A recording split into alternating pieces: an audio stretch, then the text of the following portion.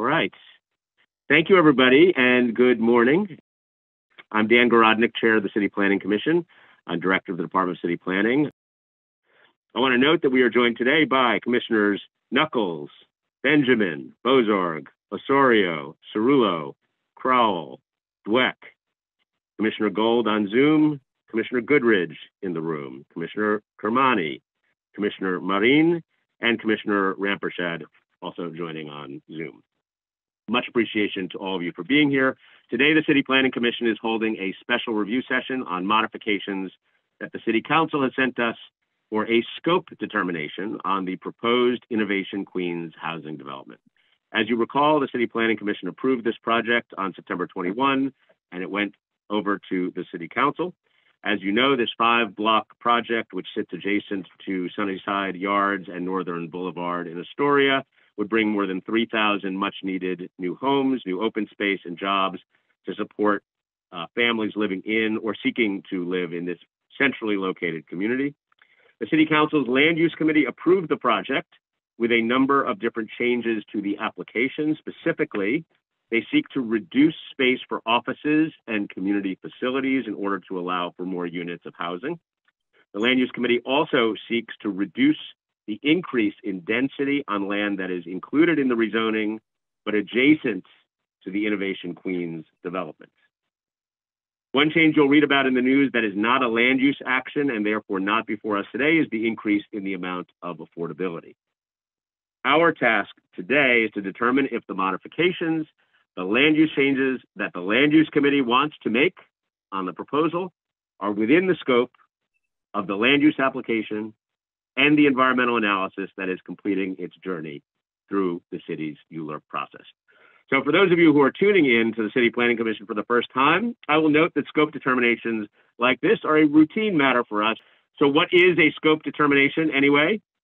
Simply, if such a thing can be explained simply, it means that the council's modifications can't lead to new environmental impacts on top of those that were identified in the final environmental impact statement.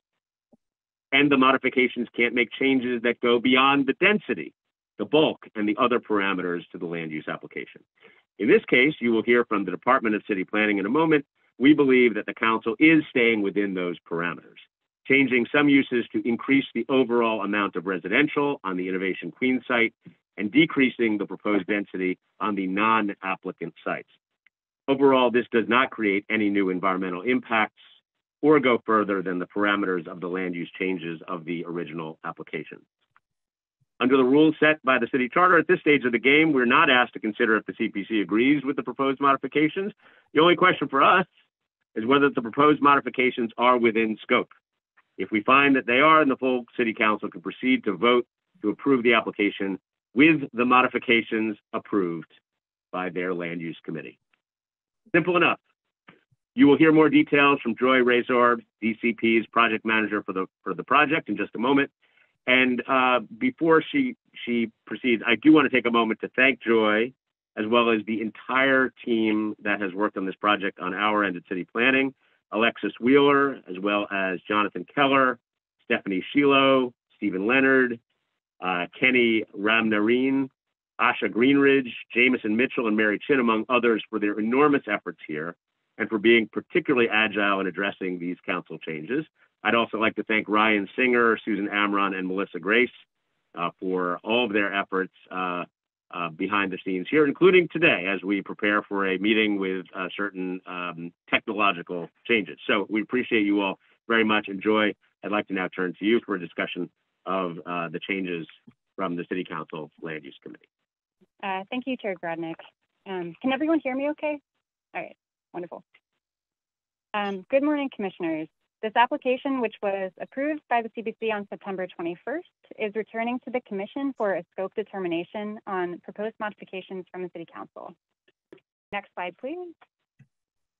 Yesterday, the City Council Land Use Committee voted to approve the application with modifications, including changes to use from office and community facility space to residential floor areas, along with a decrease in density within the non-applicant owned lots within the project area. The modifications also included an increase in affordability from the 25% required by MIH to 45% of the total units in the development site. This additional affordability leverages subsidy and voucher assistance from the Department of Housing Preservation and Development. While affordability above what is required by MIH is outside of the CPC's purview, as the chair said, this is a very important component of the project and bears mentioning. And now I'll walk through the modifications in more detail. On the left side of the screen is the project massing as modified and approved by the CPC. And on the right is the proposed massing as modified by the City Council. The modification would convert all of the office space previously proposed on blocks A and E, seen in purple, to residential floor area. In addition, 2 floors of the community facility space within the Innovation Hub on block C, that blue area, would also be converted to residential floor area. In total, the modification would remove 233,644 square feet of office space and 40,000 square feet of community facility space and increase the amount of residential square footage by 273,644 square feet, which would generate roughly 345 additional units. The change in use on these blocks is within the permitted uses and total maximum floor area of the underlying zoning districts and does not require any new waivers or relief. In addition to the change in use, the number of stories on the previous office building on block A and a residential tower above the Innovation Hub on block C have increased. And you can see those indicated by the black circles. This is a result of a change in standard floor-to-floor heights used for office space and the community facility space, and those are generally taller than what we use for residential stories. So while the number of stories increases, the overall building's height remains within the approved special permit envelope and remains in scope. And this is just a rear of the project area looking northwest, and you can again see where those areas have changed, indicated by the black circle. Next slide. There are also proposed modifications to areas outside of the large-scale special permit area, which include a change to the CPC-approved zoning districts. The districts in this area were proposed to be zoned M14R9 along Steinway and at the north and southwest edges of the project. M14R73 located on the mid-blocks and side streets of the project area, M15R91 along Northern Boulevard, and M14R7X along 35th Avenue. Next slide. The proposed City Council modifications show a reduction in density of the non-applicant owned lots within the project area. The southern portions of blocks B and C fronting on Steinway Street are proposed to be modified from M14R9 to M14R7A, which is shown in pink. And this permits a maximum FAR of 4.6 and a maximum building height of about 95 feet. The lots within the modified M14R7A district consist of existing multifamily apartments, retail, eating and drinking establishments, and automotive shops. Other non-applicant owned sites along the southern ends of blocks B, C, and D, and the northeastern corner of block E have been rezoned from M14R9, M14R73, and M14R7X to M14R6A, and you can see that in the lime green color on the map. And this permits a maximum FAR of 3.6 and a maximum building height of 85 feet. The lots within the modified M14R6A district consist of multifamily apartment buildings, automotive shops, and warehouse uses. The with action scenario for the approved zoning districts projected roughly 809 residential units and more than 200 MIH units, along with 85,000 square feet of ground floor retail that could have been generated on the non-applicant owned lots. And you can see that on the left side of the map of the screen. The decrease in density of the non-applicant owned parcels is also within scope. With the modification, the R6A and R7A and R6A districts could generate up to 347 residential units, or about 87 MIH units. The projected development is below the density that was initially analyzed for the with action scenario, and you can see that modification on the right-hand side. Okay. And again, this is just a rear view of the projected build-out, the CPC approved massing on the left, and the proposed City Council modification on the right-hand side. Okay, please. CCP staff have reviewed the modifications and determined that this is within the scope of the application approved by the Commission. To review, the proposed modifications to convert office and community facility floor area to residential floor area will result in an additional 344 dwelling units, 89 of which would be MIH, and this will bring the total number of dwelling units from about 2,800 to 3,190 units. This change in use is within scope and permitted under the paired manufacturing and residential uses districts within the project area and do not require new or additional waivers or relief.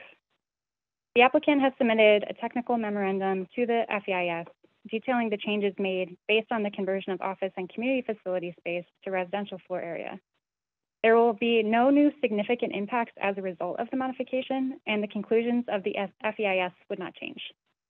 There is a slight increase to the already identified early childcare impact due to the increase in the number of affordable units. However, mitigations will still be addressed within the language of the restrictive declaration. That concludes my presentation, and I'm happy to answer any questions. Thank you, Joy, and thank you, Tom, for your assistance with our technology today. Let me see if there are any questions or comments from commissioners. Commissioner Goodrich. Question. I know I still need to understand a little more about the affordability for me for factoring in for my decision. So my question is, and I know I emailed this, but I wanted to clarify this. Is it permanently affordable? Because, you know, I know that it's 45, it went from 25% to 45%. And is that affordability permanent, or is that going to only be temporary? Let me just ask both my questions, actually. I'm so sorry. I didn't realize. Okay, so as I haven't read that. So is it going to be permanent affordability? And then, right, because there's some issue with the 421A. Okay, that's the main one for now. I'm sorry.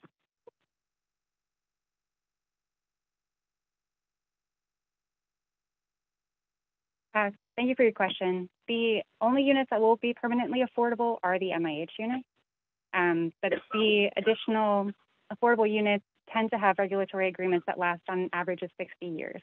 And this really depends on the different programs, but I understand the applicant's looking at the ELA program, mix and match program. 60 years is still a long time, but the MIH units will be the only ones that are permanently affordable.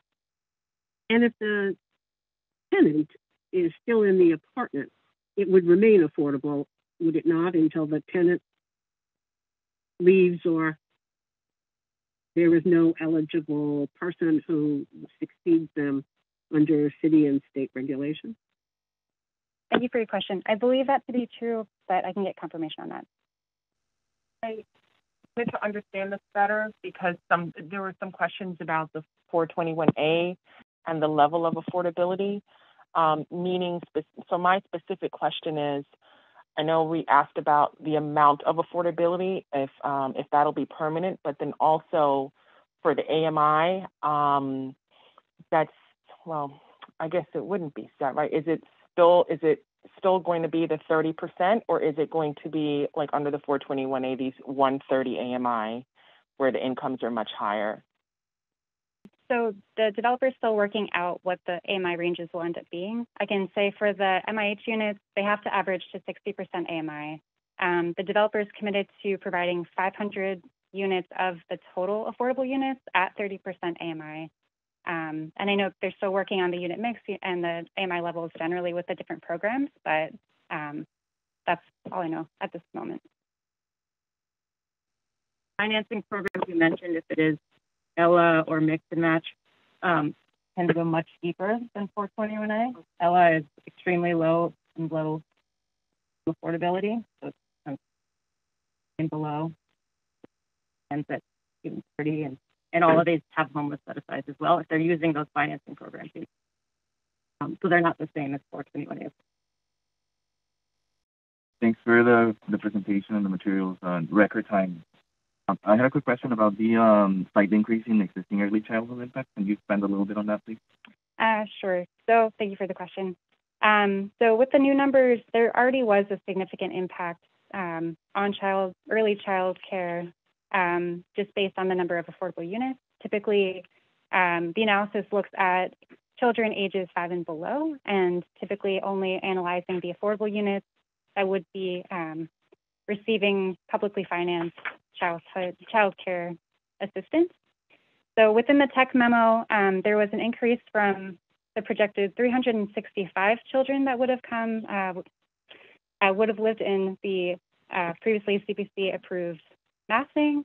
The increase has gone up to 450 children. And so this results in a deficit of about 291 slots for early child care programs, which is up from 206 slots previously. So there's a slight increase, but it's still within the scope of the analysis. Does that factor in the changes in the emulation hub itself? Yes, it does. Thank you. Okay. Other questions, comments before we move to conclusion here? Commissioner Bozarth. Can you just remind us how these agreements that obviously we're not voting on today, like the affordability, but these other features that have been negotiated as part of the project, how do they get codified? Just remind us.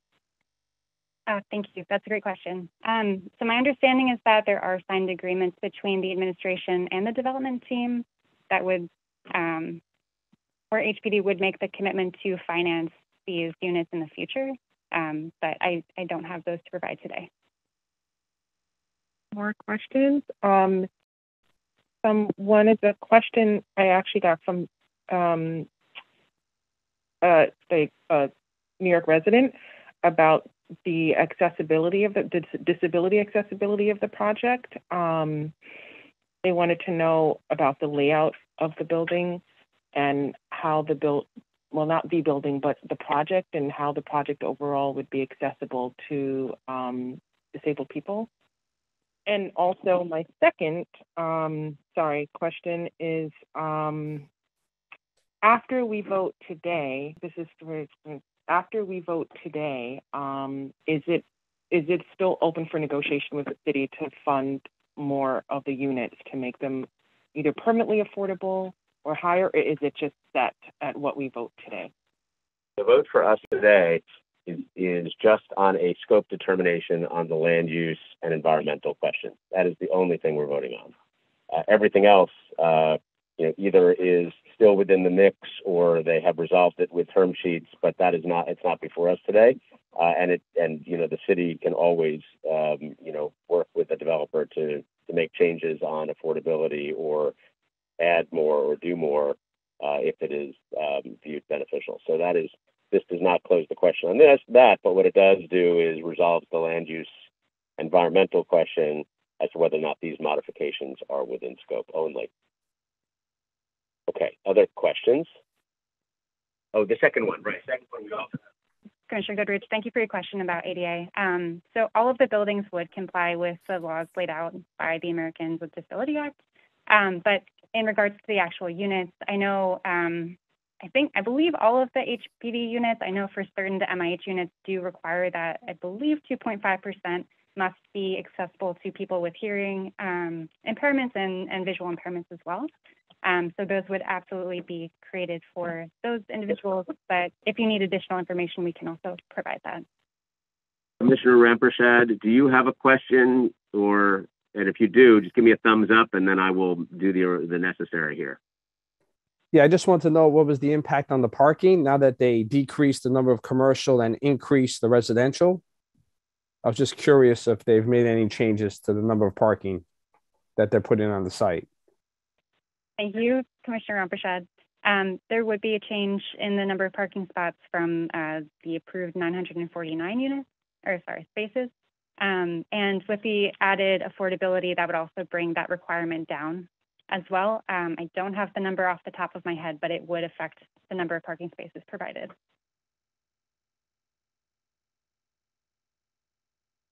Thank you. Other questions, comments? Seeing none, and just for the benefit of those who are watching for the first time, now is where I will seek assent by a vote, usually a voice vote, but since we're dealing with complexity, we're going to do a show of hands that these modifications are in fact within scope. And so that's what we're going to do now.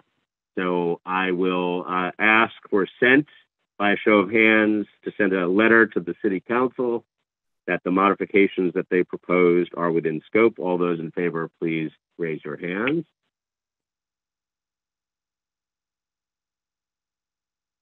All those opposed?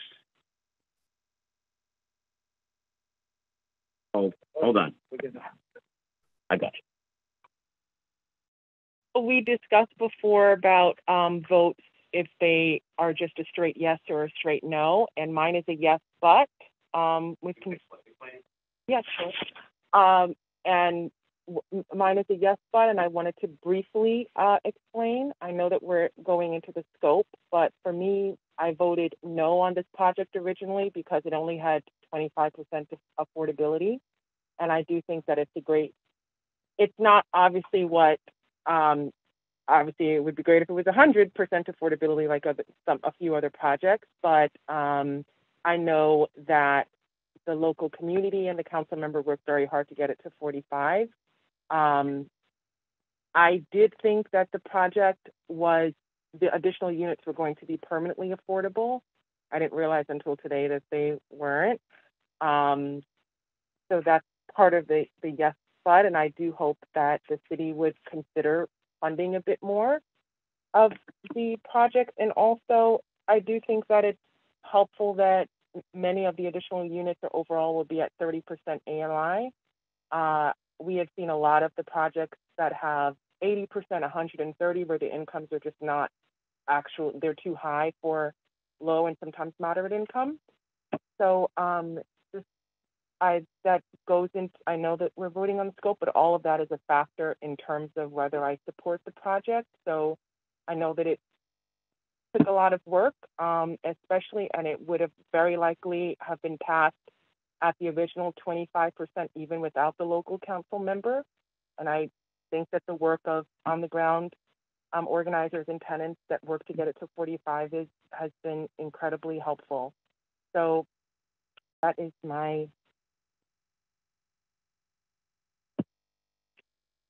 yes with conditions. We discussed whether that's okay, so that's why I said. Okay, well, it's either a yes or a no or an abstention. I mean, you explained your vote, which we can put you down either the one or the three. Yeah. Okay. All right. Thank you. Okay, understood. Okay. With that, we will proceed to send the letter to the council. I thank you all for your time and your energy this morning. Particular thanks to Department of City Planning team, which worked very, very hard to make sure that we got to this point today.